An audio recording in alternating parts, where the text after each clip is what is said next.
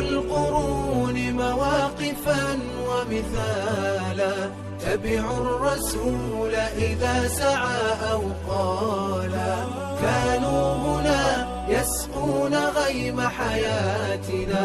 فمضوا وفينا ذكرهم يتعالى رحلوا وألقوا في الضمير سؤالا هل مثلهم نجم سما وتلالا ملأوا الحياة مفاخرا بفعالهم وزهت بهم دنيا الأنام دلالا نحمده ونصلي على رسوله الكريم اما بعد. محترم سامعین، السلام علیکم ورحمۃ اللہ وبرکاتہ۔ آج کا حلقہ آپ کو بہت سی نئی معلومات دینے والا ہے، اور آپ اس میں وہ کچھ جاننے والے ہیں جو اس سے پہلے بہت ہی چیدہ افراد جانتے ہوں گے۔ تفصیلات کے لیے ویڈیو کو آخر تک دیکھیے اور نفع کی بات دوسروں تک پہنچانے میں ہمارے ساتھ شریک بنیے تاکہ ہم ان مبارک تذکروں کو زندہ کرنے میں برابر کے شریک ہو سکیں۔ آج کا حلقہ ایک ایسے صحابی کے متعلق ہے جو حضور علیہ السلام کے پھپھی زاد بھائی ہونے کے ساتھ ساتھ فاضل سپہ سالار اکابر صحابہ میں سے ایک ہیں۔ صحابی ہونے کے علاوہ حضور علیہ السلام کے کزن ہونے کے علاوہ بھی آپ علیہ السلام سے کئی طرح کی نسبتیں رکھتے ہیں۔ اس طرح کی مزید انفارمیٹو ویڈیوز کے لیے یہ چینل سبسکرائب کریں اور بیل کے بٹن پر کلک کریں تاکہ آپ کو ایسی معلومات سننے کو ملتی رہیں اور ایسی ویڈیوز آپ تک پہنچتی رہیں۔ آج جس شخصیت کے متعلق ہم بات کرنے بیٹھے ہیں سامعین، ان کا نام ابو صبرہ رضی اللہ عنہ ہے، جو ابو رحم کے بیٹے ہیں، اور ان کی والدہ برہ بنت عبد المطلب ہیں، جو عبد المطلب کی بیوی فاطمہ بنت عمر سے ہونے والی اولاد میں سے ایک ہیں۔ جبکہ سامعین، عبد المطلب کے کل 16 بچے تھے، 10 لڑکے اور 6 لڑکیاں تھیں، اور ان 6 لڑکیوں میں سے سوائے صفیہ رضی اللہ عنہ کے کوئی بھی مسلمان نہیں ہوئی، اور یہ صفیہ زبیر بن عوام رضی اللہ عنہ کی والدہ ہیں، اور ایک دوسری بیٹی عروہ ہے جس کے اسلام قبول کرنے میں اختلاف ہے۔ البتہ یہ ابو صبرہ رضی اللہ عنہ کی والدہ برہ بنت عبد المطلب نے اسلام قبول نہیں کیا۔ انہی برہ بنت عبد المطلب سے ابو صبرہ رضی اللہ عنہ کے ایک ماں شریک بھائی ہیں، مطلب ماں ان کی بھی برہ ہی ہے، لیکن ان کا باپ کوئی دوسرا خامند ہے برہ کا جو پہلے تھا۔ ان کا نام ابو سلمہ بن عبد الاسد ہے، جو ام المؤمنین ام سلمہ رضی اللہ عنہ کے پہلے شوہر تھے، اور احد میں زخم لگنے کی وجہ سے ان کا انتقال ہو گیا تھا، اور یہی ابو سلمہ رضی اللہ عنہ حضور علیہ السلام کے رضاعی بھائی بھی بنتے ہیں،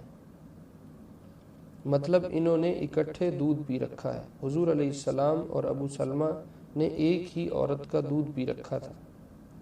اس لحاظ سے ابو صبرہ رضی اللہ عنہ حضور علیہ السلام کے رضاعی بھائی کے بھائی بھی بنتے ہیں۔ دونوں بھائیوں نے یعنی ابو سلمہ اور ابو صبرہ رضی اللہ عنہما نے اکٹھے حبشہ کی طرف 2 دفعہ ہجرت کی ہے، اور دونوں بھائی مدینہ کے بھی مہاجر بنے ہیں۔ ابو صبرہ رضی اللہ عنہ کی بیوی ام کلثوم بنت سہیل بن عمر ہیں، جو سہیل بن عمر صلح حدیبیہ پہ قریش کی طرف سے بات کرنے کے لیے آئے تھے اور حضور علیہ السلام سے معاہدہ کیا اور لکھوایا تھا۔ پہلی دفعہ میں ابو صبرہ رضی اللہ عنہ نے اکیلے ہی حبشہ ہجرت کی تھی، پھر دوسری دفعہ میں اپنی بیوی کو بھی ساتھ لے کر گئے تھے، پھر مکہ لوٹے اور مدینہ ہجرت کی۔ مدینہ میں منذر بن محمد رضی اللہ عنہ کے ہاں ٹھہرے۔ آپ علیہ السلام نے مواخات مدینہ میں یعنی جب مہاجرین اور انصار کو بھائی بھائی بنایا تھا، اس میں ابو صبرہ رضی اللہ عنہ کو سلمہ بن سلامہ رضی اللہ عنہ کا بھائی بنایا تھا۔ ابو صبرہ رضی اللہ عنہ نے بدر، احد، خندق سمیت تمام غزوات میں شرکت کی ہے۔ حضور علیہ الصلوۃ والسلام کی حیات طیبہ میں مدینہ ہی میں قیام پذیر رہے ہیں، اور آپ علیہ الصلوۃ والسلام کے انتقال پر ملال کے بعد اور دنیا سے پردہ فرما جانے کے بعد ابو صبرہ رضی اللہ عنہ وہ واحد مہاجر صحابی ہیں جو مدینہ چھوڑ کے واپس مکہ تشریف لے گئے تھے اور مدینہ کا قیام ترک کر کے مکہ میں دوبارہ سکونت اختیار کر لی تھی۔ اس بات پر ان کی اولاد سے بھی ان کی کافی بگڑ گئی تھی، اور اولاد ان کے اس فعل کا تذکرہ کرنا بھی برداشت نہیں کرتی تھی۔ وفات نبوی صلی اللہ علیہ وسلم کے بعد ابو صبرہ رضی اللہ عنہ فارس کی طرف اسلامی جہاد میں شریک ہوئے۔ 17 ہجری میں جب اہواز اور فارس والوں نے جمع ہو کر مسلمانوں کے خلاف لشکر کشی کی اور خبر حضرت عمر رضی اللہ عنہ تک پہنچی، تو حضرت عمر رضی اللہ عنہ نے سعد بن ابی وقاص رضی اللہ عنہ کو کوفہ میں پیغام بھیجا کہ نعمان بن مقرن رضی اللہ عنہ کو اہواز والوں کی طرف ایک بڑے لشکر کے ہمراہ روانہ کرو، اور ساتھ ہی بصرہ میں ابو موسیٰ اشعری رضی اللہ عنہ کی طرف خط بھیجا کہ سہیل بن عمر رضی اللہ عنہ کی قیادت میں ایک دوسرا لشکر تیار کر کے اہواز بھیجو۔ یوں سہیل بن عدی اور نعمان بن مقرن رضی اللہ عنہ کے دونوں لشکر جب ایک جگہ جمع ہو جائیں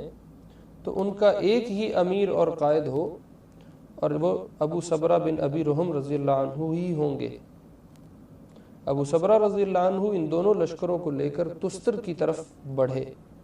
اور مسلمانوں کے ہمراہ تستر کا کئی مہینے تک محاصرہ کیا،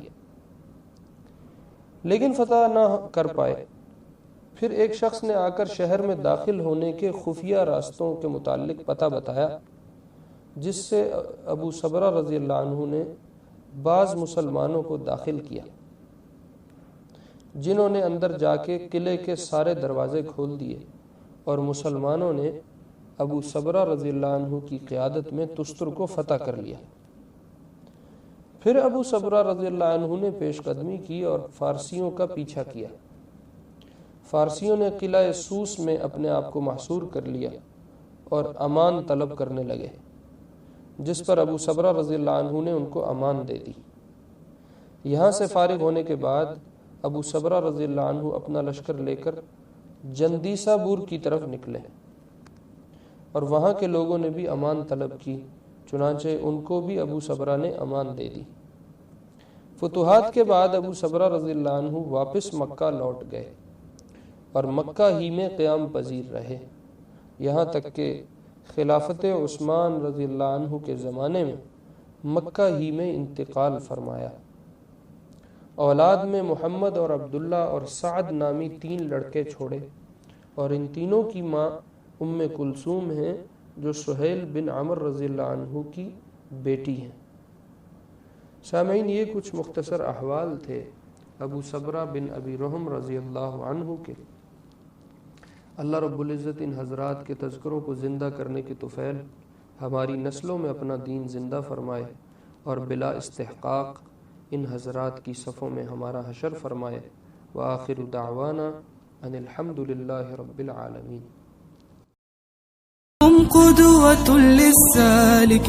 أقمار ليل حالك، هم قدوة للسالك أقمار ليل حالك، تنجي من المهالك، وهم منارات الوفا تنجي من المهالك، وهم منارات الوفا